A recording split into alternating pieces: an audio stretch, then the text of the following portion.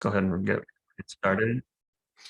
And welcome everybody. This is Des Moines User Group. My name is Terry Miller and Carissa Christensen is here. She is going to be doing our main presentation today, but we welcome you all. We're super glad that you're here. Our presentation today is going to be on advanced flow techniques. Carissa's fantastic with flow, so you're going to learn a lot of great stuff from her today.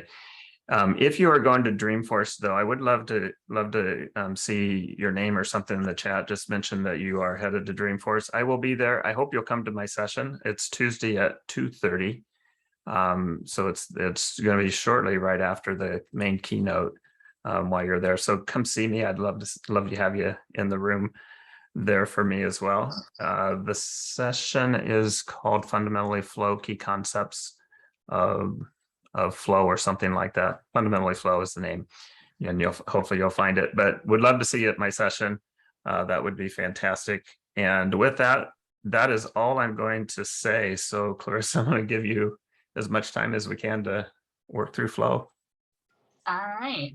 Awesome. I did make a slide deck and realized that I didn't really have much on it. And last time we ran out of time to get through everything. So this time I'm just going to verbally tell you without a slide that we are going to talk about screenless screen flows, multi-object flows, doing enhanced validations with multi-layered decisions, and using unofficial SF components in your screen flow. So this is going to be like super advanced screen flow usage. So if you're comfortable with flows, hopefully this is awesome for you. If you're brand new, maybe this will just spark some ideas on where you can get to in the future. So let me share my screen, find the right window. What is this one? Okay. So I'm going to talk about the simpler of the two flows that we're going to review. I've actually already built the flows. We're just going to talk through them. Normally I would build them with you, but in the interest of time, we're not going to do that today. So you'll see that we have this sample request. This is something that we have in the user group dev.org. And what I created was this little button up here that will mark this as shipped and populate the ship date field. So to make it appear as a button, I made it a screen flow, but it doesn't actually have any screens. So if I hit the shipped button, it took me back to the account because that's what happens when you hit buttons. But which one was I on? I was on this one. Well, that's funny. When I did this earlier, it didn't give me the your flow finished. So that's my bad. So it basically just launches without any screens because you don't actually have to have a screen to create a screen flow, but that updated the status and the ship date. So I think that's this one. So just walking through what that flow looked like, it's a screen flow. It does use a record ID input variable. Pro tip, you can save yourself a get record if you make your record ID input variable of the data type record instead of text.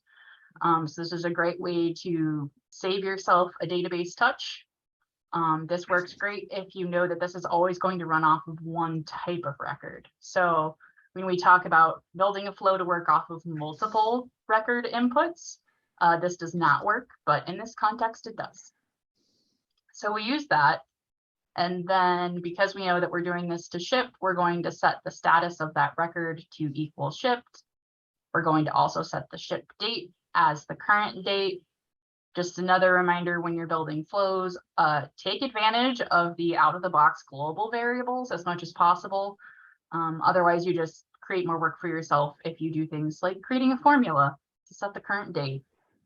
Salesforce gave us a way to do that. So just, again, a little reminder to do something like that. We do flow, current date, and that's going to pull in the current date of when we're running the flow. Okay, so the next thing that we do in this one is we update the sample request. Again, I try to always use record variables as often as possible because I find that they're more scalable in the long term. Obviously this is a fairly simple flow right now, but it may become more complex. And I always try to build my flows with the idea of a solid foundation that I can add more things to fairly easily later. So we're just using that record variable here. And then inversely, updating the account, this is the other way we can do it. If I know I only have to update one thing on the account, then in this case, I'm just going to go ahead and set the ID using the account variable or the account field from my input record. That's the account I want to update. And then the field I'm going to update is just one for the latest fulfilled sample request, which is just going to be a link to that record. And then in this one, I try to give us a lot of options here with what this flow is doing. So it also creates a log task where it just puts some information. It's going to be the running user. Essentially, we're just logging a task that, hey, we shipped this sample request. And the last thing is an unofficial SF component using the navigate everywhere. And this is why I forgot that it lands you on the account. So this is definitely probably a little more useful if I were using standard navigation instead of console navigation, because in standard navigation, it would have just taken me right to the account and essentially would have been off of the sample request record. So this is honestly one that I like to use a lot from unofficial SF that just lets you do a lot of different things. You can go to a URL outside of Salesforce. You can put a Salesforce URL in here. Obviously, this one is configured to land us on a record. So there is documentation on the unofficial SF website that gives you details on how you work with each of these inputs. And they do that for all of their components. So if it's confusing to look at this way, that's perfectly fine. Definitely look at their documentation. It will walk you through what's required, in this case, destination type, what the available inputs are, based on what, like in this particular component, the destination type you select then determines what of the other input variables you need to provide. So because in this case, I'm landing on a record, I just have to give it a record ID so it knows where to point someone. I only want them to view the record, so I make the destination action view instead of edit. But if you did need to have your flow direct to some sort of edit screen, you can do that. You can actually also pre-populate field values using this component. So this is one I really like. I use it a lot. Definitely recommend this one. If you've been working with flows for a while, you'll know that unofficial SF has had various iterations of this, but they were separate components. They updated probably a year, 18 months ago to make them all in one. So it's one multi-capable component. And I don't think this is included in the base pack. So if you've already installed the unofficial SF base packs, you do need to go grab this from the unofficial SF website.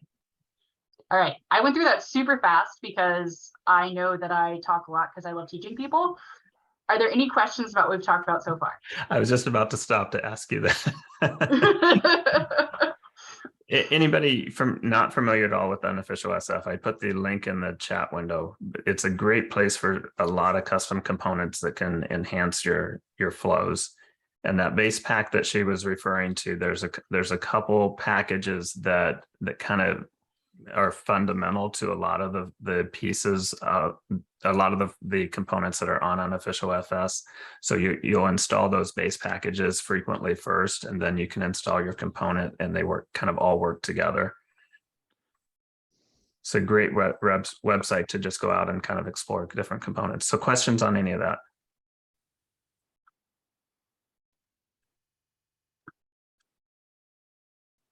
Okay. All right, cool. We will now jump into our second flow, but before we do, I'll just show you what it's going to do. Oh, you know what? I made a button and then I didn't add it to the page layout. Let's go add the button to the page layout.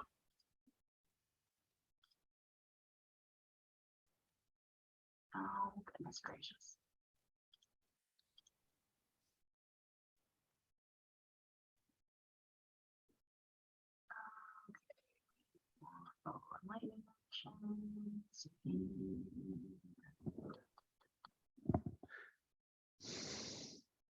Did I not make a button for it? Oh, you know what I did? I put it in the list tab.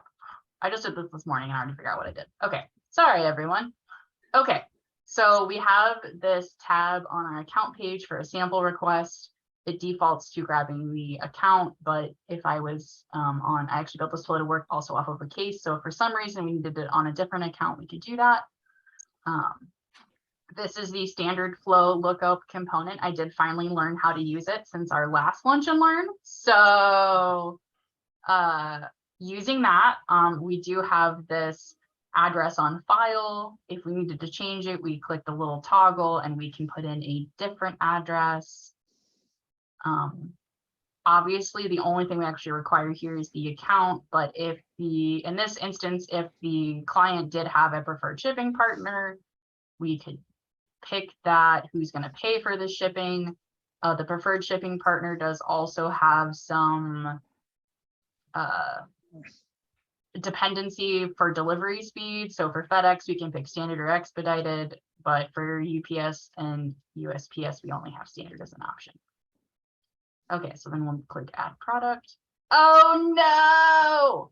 I tested this before we started, but apparently I broke something. So live demos for you.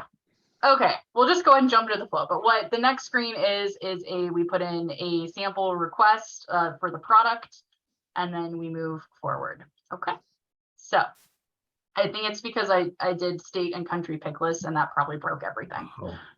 So anyway, I may love flows, but sometimes it's that other stuff that throws me off with my Salesforce administration. So it's all good.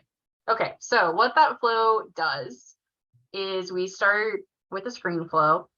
And when we were just talking about the last one, I said that if it's always going to trigger from one type of object, it's really helpful to use a record ID input variable that is of the type record.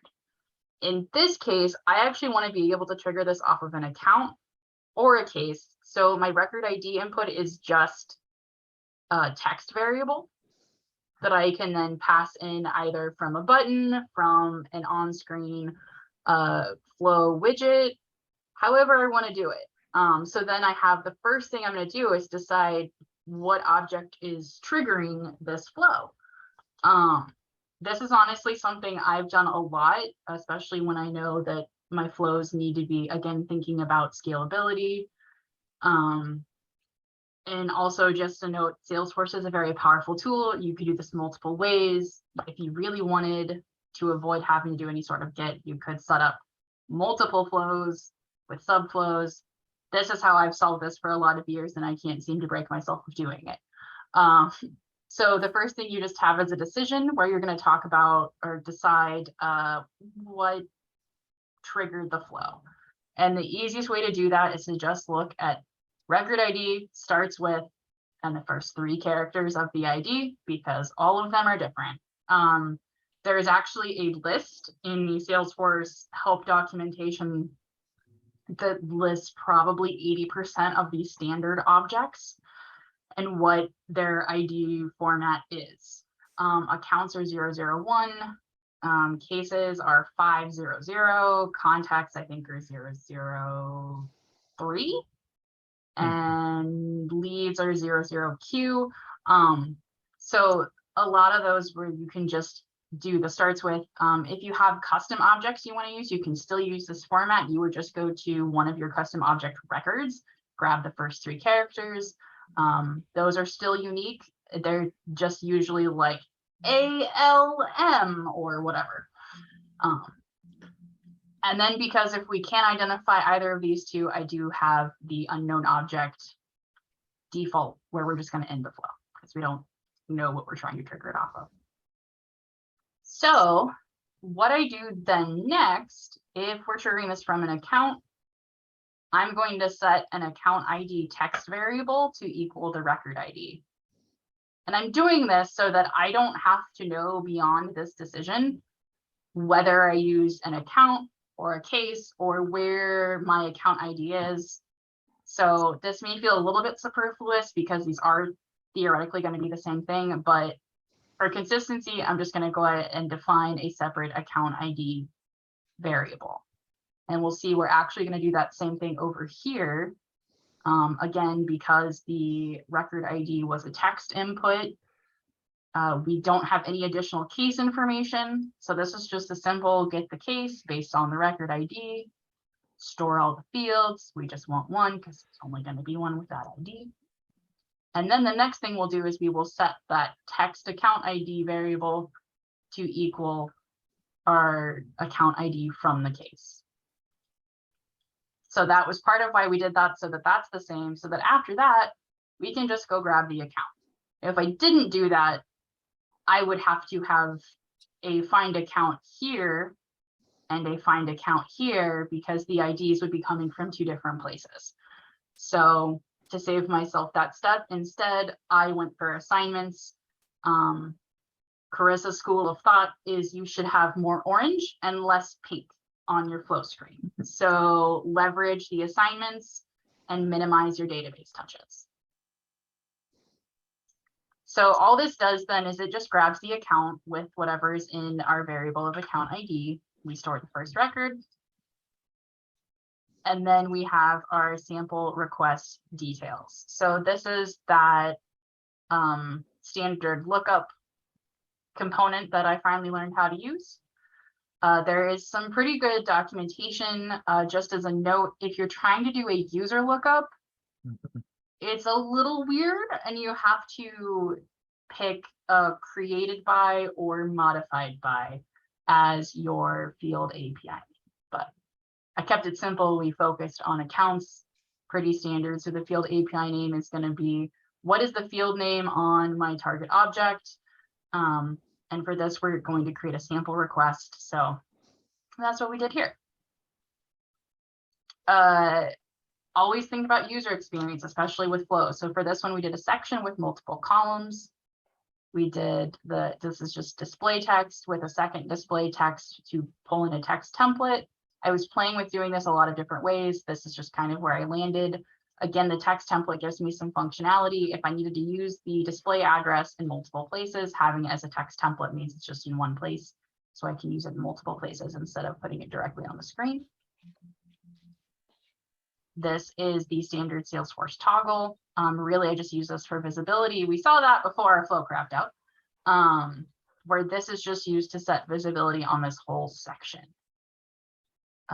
So the next pieces we have are some functionality that I've been trying to train myself to use more, which is using the fields functionality. There are some limitations with this depending on your fields. Multi-select pick lists, for example, are not friendly to this component. So you won't be able to use it for that. But anything that is supported here, it will show up on the side. So you just set what your record variable is. As you can see, I named mine sample request to create. You set it here, and then you pick your fields and you just drag them over. And everything about the field is controlled by the field settings in the object manager. About the only thing that you can do is change whether or not you're showing the field on the flow. Again, I did that in a section instead of directly on the field. So, and then we saw that these two pick lists respected the field dependencies that we had set up. So that part was all pretty cool. And then I did update my flow buttons down here to actually use a custom label to add product instead of a next button. Okay. So here's some wild and crazy happening that you probably don't see a lot. I've got a lot of decisions, some assignments, I've got layered decisions. This is something I picked up a year or two ago on validating your on-screen information. Because you can use validations that are built into the components, but sometimes that's not the right call. Because in this use case, we have two ways for us to supply an address. We can either say, I want to use the address that we have from the account, or I want to supply a new address. So either one of these could be the address we need to use, and we don't have a way to know that on the screen. So I try to, again, thinking about future scalability, how this can work as we update this flow in our business processes. I usually put one single decision that's just going to start as we need to validate different components on the screen. So we just come in here and we see that right now, the only thing I really need to validate is the address. So I just created a custom Boolean variable that says, validate ship to address. This is my personal convention. I give every screen a number. So using that in variable right now helps me know that if I add more screens and need to add additional validations, I'm saying in the name of my variable that this is for the first screen. So for screen 1, we need to validate the ship to address. And obviously I need to do this if it equals false. Our next decision outcome is going to be whether or not we need to go back to the screen. So I have an error count formula that tells me whether or not there's any errors. If there are errors, we need to direct the user back to the screen to fix the errors. If there's not any errors, we can proceed forward with the flow. Okay, so if our Boolean variable of validate ship to on screen 1 is false, we are going to go down this path here. And we have a decision to look at, did we provide the ship to? So we have 2 different outcomes. Provided on screen means that that ship to on file needs to be false. And we have set the sample request ship to address. So the was set is a really handy thing to use. Was set and was visited. I do not have any was visited in this flow, but those are things that Salesforce just kind of automatically does based on behavior of your flow. So that's definitely a more advanced functionality. And you may have to play with it a little bit to make sure it's working correctly. But if you ever have gotten that error where it like cannot access whatever variable because it was not set or assigned, if you do was set equals true, you're going to solve that error right there. So is the question on that one, because I've Yeah. kind of quite been puzzled by that one as well. So that is that basically meaning it has a value, it's no longer null? Correct. That's what okay. So when a variable is first defined, if you don't set a default value, it would be a null, and that's telling you that you've set something to it. Okay. Yeah. Okay, and what was the other one? The other one is was visited, which I probably don't have here because it would be, you know, just as an example, we'll just pick a collection. Was visited.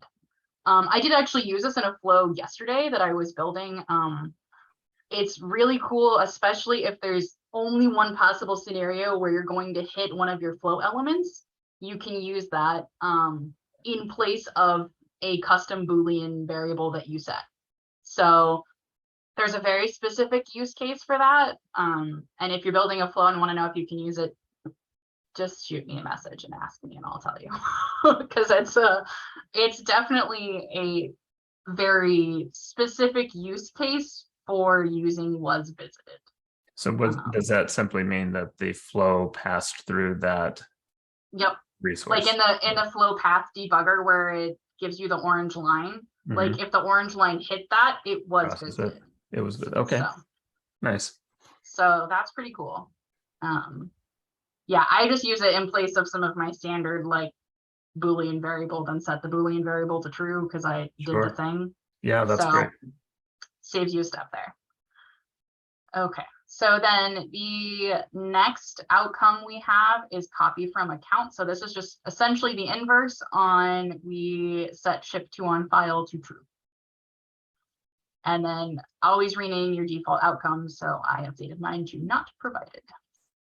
Okay, so we'll start with this in the way you have to build it, because this little bit here was a little finicky. So for copy from account, I did an assignment that's just going to look at all those different pieces of the ship to address and set them to the value from the account. I won't click into each of those because that's hopefully relatively self-explanatory. And then after we do that, we're going to set a error ship to address equals false. So this is a custom Boolean variable I'm going to use to determine whether or not I'm going to show an error on the screen. So I set the default value of this to false so that it doesn't show the first time we open up the flow. And I'm going to be sure that we set this to false. Now you may be thinking, but if they provided this, this seems superfluous, Carissa. You're right, but we built this so that if they go back to the screen and change something and then screw up the address, we're still going to go through this process to validate it. We're going to force them to have an address. So that's why I include this. Again, scalability, repeatability, just letting people have a firm foundation here with the flow. So then inversely, if we don't have an address, then we're going to set that error shipped to true so that we do show the error. You'll see there's a +1 connection here on setting error to false. That is because I clicked on this little guy. And if I did not currently have this routed, it would give me a connect to element. So I clicked on that and picked this one so that if we have provided it on the screen, then we'll just skip right here to setting it to false. So then regardless of which of these decision outcomes we have, I always want to then at the very end say that yes, we have validated the ship to address. And at that point, I want to go back to this decision. So in case you didn't know, you can do this with decision outcomes where at the end of the decision outcome, you just go right back to the decision. So at that point, we have now set this variable to equal true. So we're going to skip this one and we're going to look at the back to screen, which is this formula. So the formula is error count. Again, I define these, I use my screen numbers. So when I have multiple screens, I have a way to validate each screen and keep those variables separate. So for now, there's just one thing we're validating. So again, I probably didn't necessarily need to create this because there's just one item, but I'm always building that foundation for future items. So if we did have an additional thing we needed to add, we would actually just do a plus here and do the same thing. So always with the Boolean variable, we just set it to 1 if the value is true, 0 if the value is false. That will give us a count of how many errors we have on that screen. Does that make sense? Do we have any questions?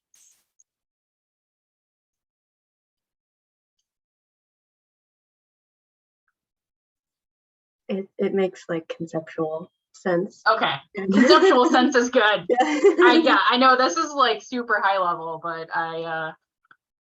It's good. Everybody wanted advanced concepts, so I Yeah. took it to as advanced as I know.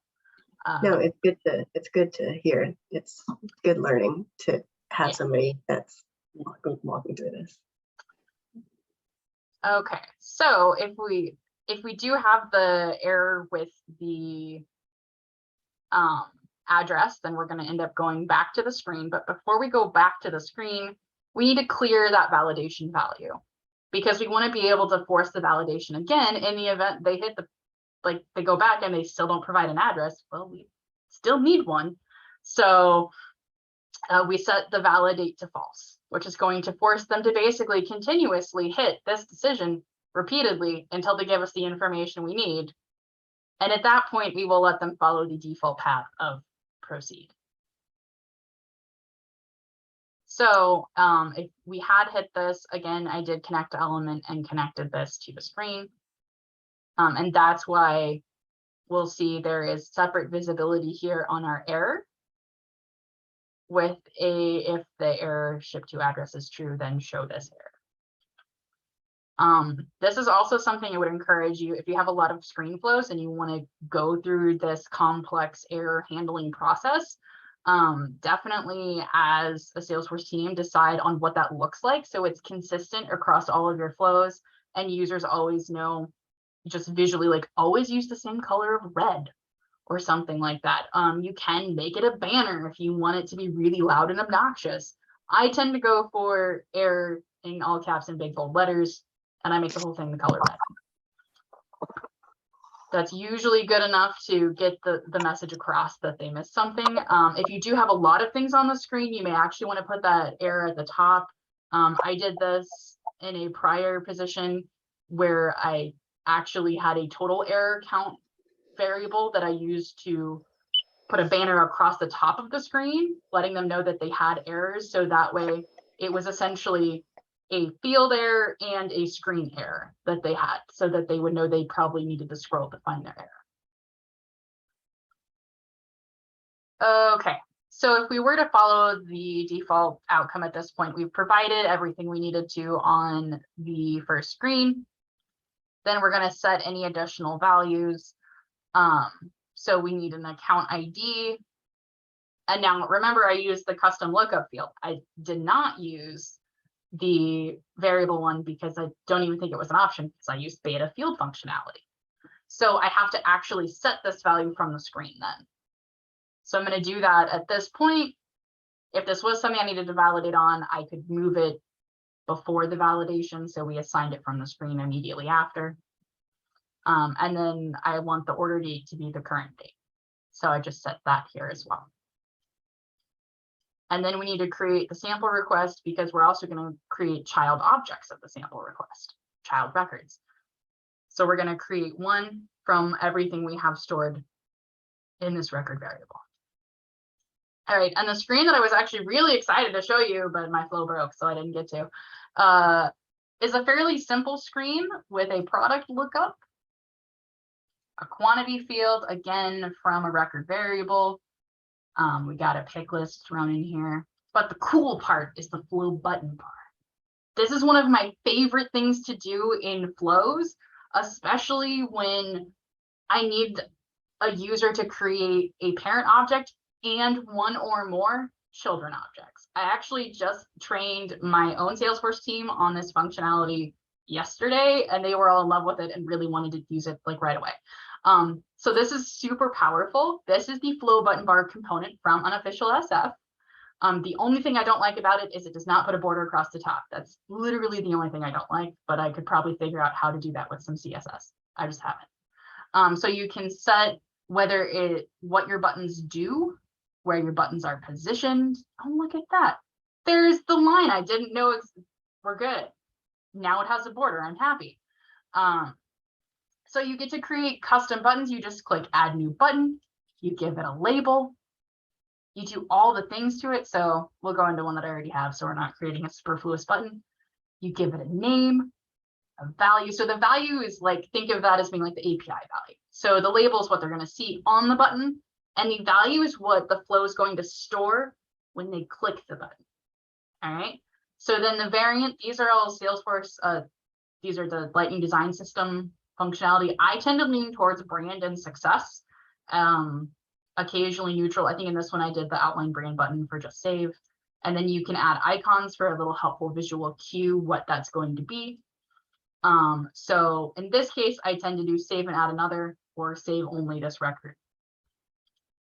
Okay, so it displays kind of weird here, but on the actual flow, this just displays as a stretched out button. So whatever makes sense to your users, you could use something more creative than this. I just find that this tends to work. Oh, there's a little show preview button. So this is what it's actually going to look like on the flow screen. Okay. So how do we use that really cool button that Carissa loves? Well, first we need to actually work with the things on our screen. Again, because I used the lookup, I have to actually then declare that in an assignment. Any other information that's not going to happen magically, I do have to do here. This is where I'm setting the sample request. So I had to go ahead and commit the sample request to the database so that I could then pull the ID into all the child objects. Again, this is just an assignment. I'm not going to create everything until I'm done, because we want to minimize our pinks and maximize the oranges. I feel like I'm talking about fruit. Okay, so then what we're going to do is we're going to add this to a collection, because we always want to bulkify. You've probably heard that before. If you talk to any sort of developer, well, you can also bulkify your flow, and you do that by working with collections instead of individual variables. So I created a collection variable that I just called sample products to create, and I'm going to add my single record variable when I'm done. Now, only add to your collection when you are done manipulating it. If we needed to do additional validation here, add to collection would be like the literally very last thing we did, because we want to keep all of the correct information in the single variable record before we add it to the collection. Because once it's in the collection, it's going to get a lot more difficult to try to pluck it out and change it. So try to do your add to collection as close to the end as you can. Okay. So the next thing we would do then would be looking at adding another. And this is where we look at, well, what button did they click? So because we use those buttons as navigation buttons, they both essentially functioned as a next button. But at some point we have to tell the flow what to do based on which button they clicked, because by flow navigation standards, they were the same button.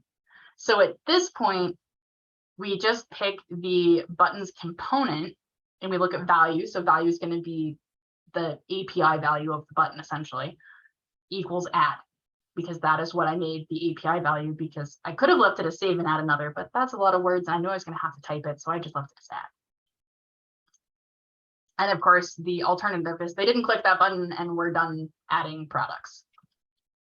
So if they did click save and add another, now we have to be sure we're clearing all the screen values. Now remember, I cheated and I used the record variable option for adding things to my screen, which means that to clear them out, I can just set that whole record variable to nothing. So I tested this yesterday and it worked. If you just do variable equals nothing in the value column, you get a whole blank record variable. So now if you wanted to set things individually, you definitely could. I'm not telling you not to do that, but building flows can take a lot of time and a lot of effort. This is just one quick little time saver if you don't want to have to remember specifically what fields. And if you have long field names, you're going to have to try to figure out what they are over here. So if you want to just clear it out, you can. That is why I have to reassign the ID every time. If I wasn't setting the whole record variable to be empty, I could just do this one time, but I didn't do that because I didn't want to have to remember what things I had on the screen. And again, thinking about future functionality, if I add multiple things to this object, so I need more things on the screen, then I have to remember to add them to the screen and add them down here to my clear screen. Instead, I can just only have to add them to my screen.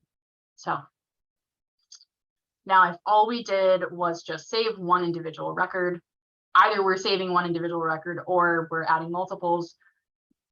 Once we click the save and not the save and add, we go down the other path where we create all of the records from that collection.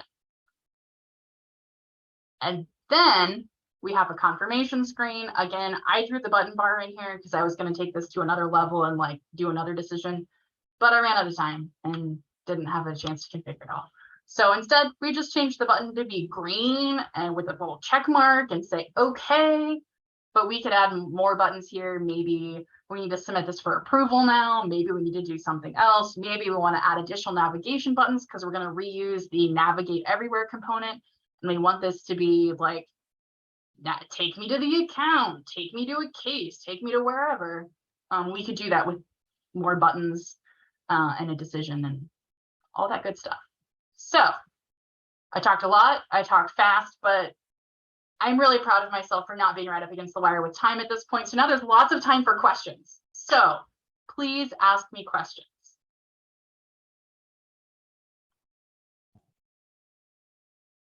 I have one for you.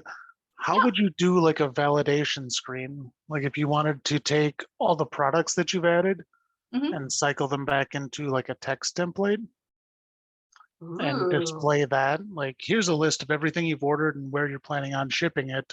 Are you sure you want to do this? Yes. Okay, yeah, we could do that. I have done something similar to that before. That's the beauty of a confirmation screen. Highly recommend you build a confirmation screen into any of your screen flows that commit changes to the database. So I would probably do a text template. And I'd be like, display sample products. I do this as a text template. This is where, so one of the things that I'm faced with, we do field service, Mhm. and I have to record delays that people experienced out in the field. Okay. So I kept trying to use the collections to create Mhm. those delay records, And I was having trouble with this part of it, displaying the confirmation before you submit, so that, so I end up with, 10 variables, delay 1, delay 2, delay 3, and each one's a record, et cetera, et cetera. And then it's super easy to display them on that confirmation screen, but it's sure is a pain in the butt.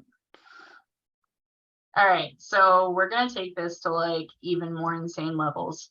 To make this work most efficiently, you would probably want to go ahead and commit the records and then loop through them. So Yeah. I just put a loop after my creation, and then you might decide how you want this to display, but something you might do is, I know we've actually done this in one of the flows at my company. I'm trying to remember how we did it. But we need to add some sort of text at this point to get the values that a user cares about and not necessarily the values that like Salesforce cares about. Because if you actually, you could just display the collection, but then you have like brackets and IDs, and that's meaningless to a user. So we'll just say add text. This is really not great from an admin standpoint as far as what I'm naming things, but we'll make it work. So we need some sort of text, so we'll just do a new text variable. We'll call this display. I don't know. Making it up as I go. All right, and then we're going to add from our current, oops. Name, ooh, but I can get a product name. So you could do this multiple ways, honestly. If you just wanted to display them like in a paragraph form, you could do this because I've assigned those all to a variable. So now on my confirmation screen, I can change this to here are all the products requested. And then I can insert a resource. And I finally figured out yesterday that if I just use my keyboard and not my mouse, this won't irritate me by clicking out. So you could do it that way. So then this would display the names of all the products, but it would be like kind of obnoxious, honestly. The way that I would probably do it is, I don't know if I put this in here. Oh, Data table. Yeah. I would use a data table from unofficial SF. This looks like an old version of the data table and not the new version. So I don't have one to show you, but it is a wicked awesome component. And it basically just creates a list view in the flow. It's sweet.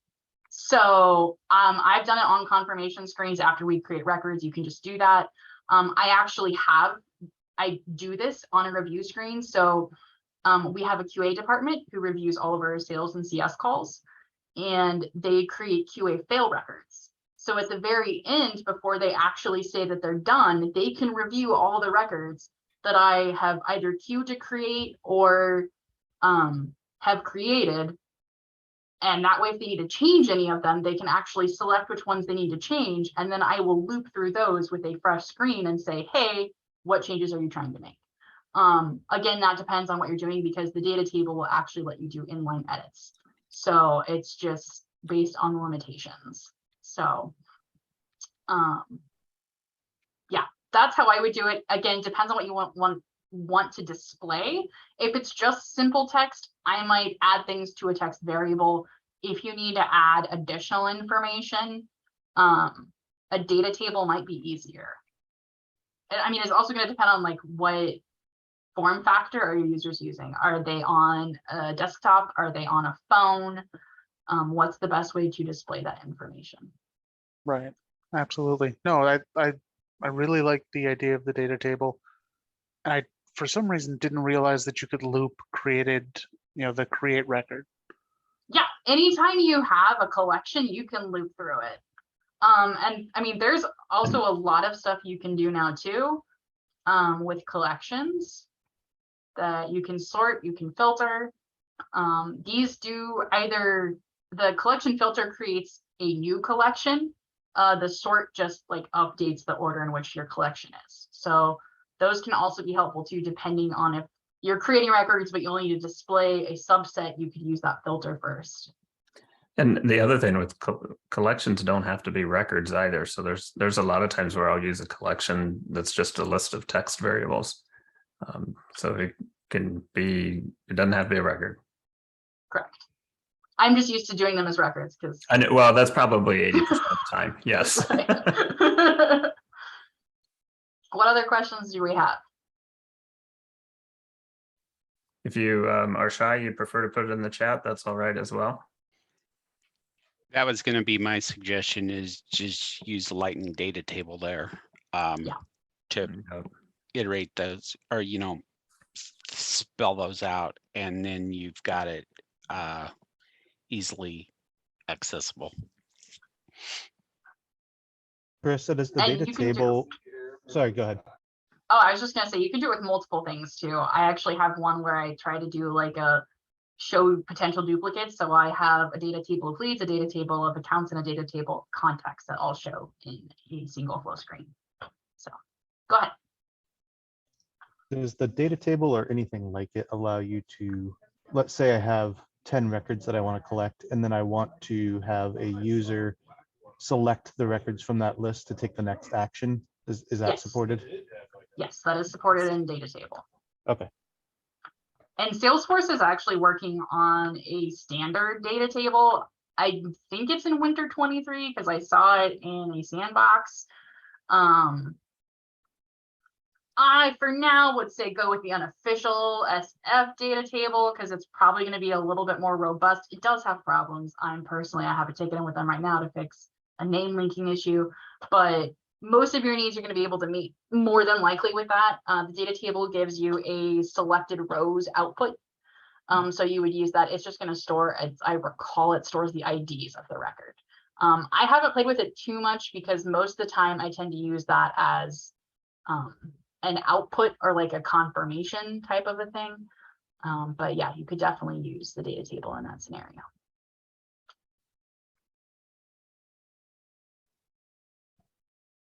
I'm curious, I'm not directly related, but do you have any hesitation installing additional stuff from either unofficial SF or like the app exchange? Nope. I tend to install things from unofficial SF all the time. I think at this point I have most of their components. Definitely in my personal dev org where I play with things. In most of our sandboxes. Unofficial SF is open source, so I guess if you have really tight security protocols in your company, it may be a concern. I don't, and take assurance in the fact that unofficial SF was pioneered by one of the current Flow product managers at Salesforce. So to me, I don't worry too much about it. And at this point, the base packs are actually on the App Exchange. And it's quite a process to get your product on the App Exchange in the first place. So I don't really hesitate when I install things from the App Exchange, especially Flow components.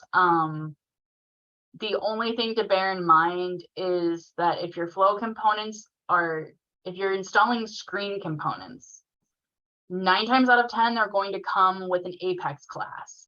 You need to be sure that your users have access to that Apex class, or your flow is not going to work the way you want it to. That can also apply with actions depending on what your flow does.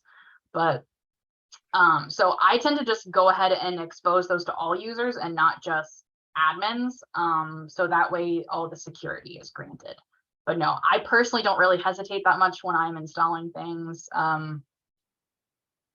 I know how much work goes into them, and I honestly really like unofficial SF because a lot of their stuff, if it's not in a managed package, it's open source. So I can actually change it and tweak it and update it however I want.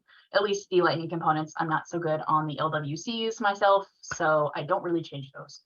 But the Aura components, you can just open in developer console and make any changes if you want to add additional variables or inputs, change how things appear. It's pretty cool.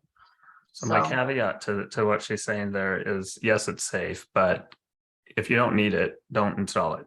Yes, Also true. Yes. Yeah. And always go with doing in a sandbox first, because Always, you yes. you may validate in the sandbox that you don't actually need it. So that way you're not going to junk up your production with it. Yeah. Absolutely. So, Thank you for that. Mhm. I've honestly just been looking for that little bit of a poke in the right direction. And I keep looking at unofficial SF going, this seems like it'd be really cool. It's pretty safe. Of course, I did fix that error that you got in the Oh, flow. yeah. If you want to do a show and tell. Yeah, we can try it again. Hopefully it'll work this time. I took your thought of it being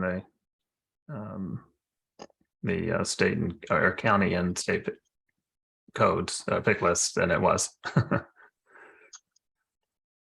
All right. Okay, cool. So we have this one. I really want to know that I did not spell tilapia correctly.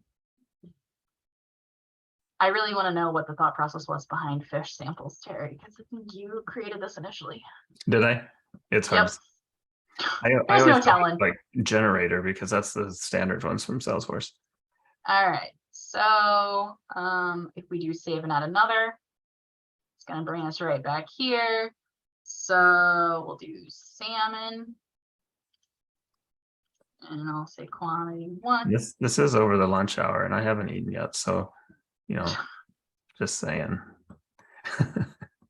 Boom, we're done. So now we should actually have a new sample request, which is, oh, it's down here. And I did not set the status. Shame on me. This is why we do things in a sandbox first, so we make sure we didn't miss key details like the status of the request. So we'll just update that real quick.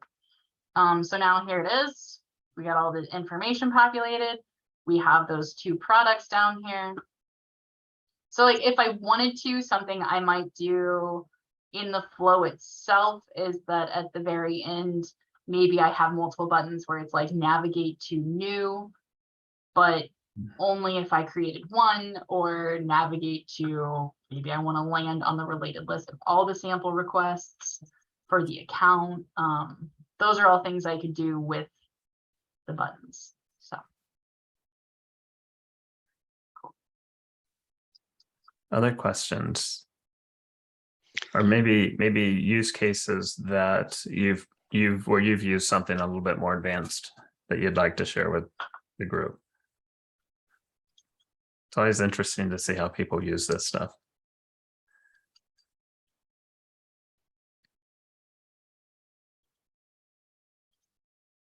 Nobody's using it. All right. I was just going to mention also, if you've got a programmer that can build a ARA component, you can embed that into your flow. And so if you're reluctant to download from unofficial SF or something of that nature, you could go that route as well.